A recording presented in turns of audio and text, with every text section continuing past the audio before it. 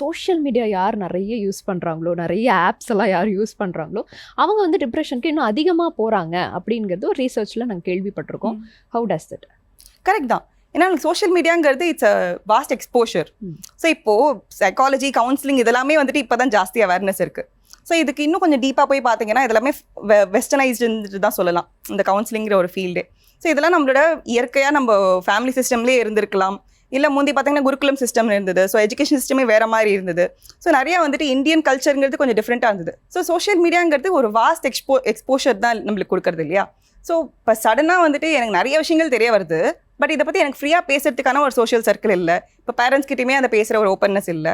So இப்போ எனக்கு வந்து நிறைய விஷயங்கள் தெரிஞ்சு அதை எப்படி யூட்டிலைஸ் பண்ணுறதுனே தெரியலன்றப்ப எனக்கு வந்து நானே நிறைய யோசிச்சுக்கிறேன்.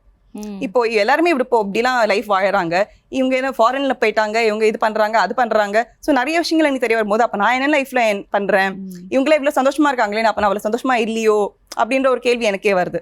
ஸோ அவ்வளோ பேர் சந்தோஷமா இருக்காங்கன்னா அந்த சந்தோஷமா இருக்கிற ஒரு விஷயம் 10 விஷயத்துல ஒரு விஷயத்தை தான் அவங்க போஸ்ட் பண்றாங்க.